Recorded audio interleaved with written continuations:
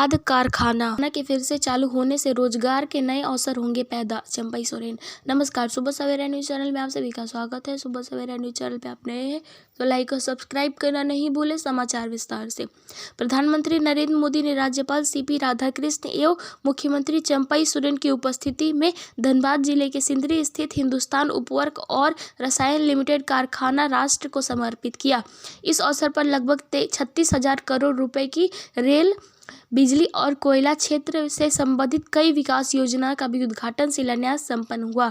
मौके पर मुख्यमंत्री चंपई सोरेन ने धरती आबा भगवान बिरसा मुंडा और अमरवीर शहीद सिदो कान्हू की पावन भूमि और कोयला नगरी धनबाद में प्रधानमंत्री का अभिनंदन और जोहार किया। उन्होंने कहा कि झारखंड को आगे बढ़ना है, इस राज्य को हमें संवारना है, बदलते समय के अनुरूप इस राज्य का नवनिर्माण करना है। मुझे प्रधानमंत्री से पूरी उम्मीद है कि वे झारखंड को आगे बढ़ाने में इस राज्य को पूरा सहयोग करेंगे। मुख्यमंत्री ने कहा कि सिंदरी खाद कारखाना ने पुनर्जीवित होने से जहां किसान लाभान्वित होंगे, वहीं रोजगार के नए अवसर पैदा होंगे। यहां से युवाओं को प्रत्यक्ष और अप्रत्यक्ष रूप से बड़े पैमाने पर रोजगार मिलेगा। इससे इलाके में समृद्धि आएगी और राज्य की अर्थव्यवस्था को मजबूती मिलेगी। आज का दिन झारखंड के लिए ऐतिहासिक।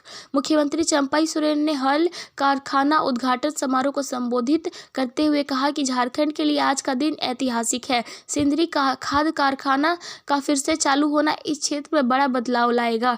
विकास का नया दरवाजा खुलेगा। किसान अब आधुनिक तकनीकी और पद्धतियों से कृषि करेंगे तो उपज बढ़ेगी। खाद्यान्न उत्पाद जब बढ़ेगा तो सीधा फायदा किसानों को होगा, उनकी आय बढ़ेगी और वे सशक्त होंगे। खनिज संपदा से धनी है झारखंड, साथ ही खेत खलिहान पर भी यहाँ की बड़ी आबादी निर्भर।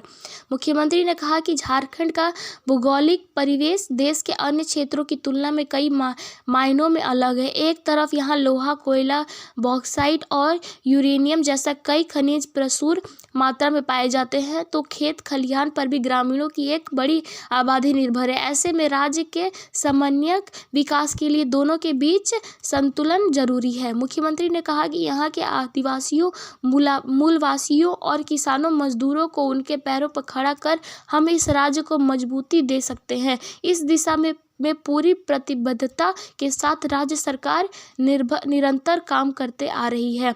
किसानों को बना रहे सशक्त और स्वावलंबी। मुख्यमंत्री ने कहा कि किसानों को स्वावलंबी और सशक्त बनाने के लिए सरकार लगातार काम कर रही है। हमारा प्रयास है कि हम हर खेत में सालों भर पानी रहे ताकि किसान बेहतर तरीके से खेती कर सके। इसके लिए सिंचाई परियोजनाओं पर विशेष रूप से काम हो रहा है। किसानों को आधुनिक तरीके से कृषि कार्य के लिए प्रेरित और प्रशिक्षित किया जा रहा है। किसानों के कल्याण के लिए कई योजनाएं चल रही है। ऐसे में जब खेतों में उपज बढ़ेगी तो खाद्यान्न को लेकर हम और आत्मनिर्भर बनेंगे। इस अवसर पर राज्यपाल सीपी राधाकृष्ण, केंद्रीय मंत्री अर्जुन मुंडा, धनबाद के सांसद पशुपतिनाथ सिंह और झारखंड विधानसभा के नेता प्रतिपक्ष अमर कुमार बावरी समेत कई वरीय पदाधिकारीगण उपस्थित थे।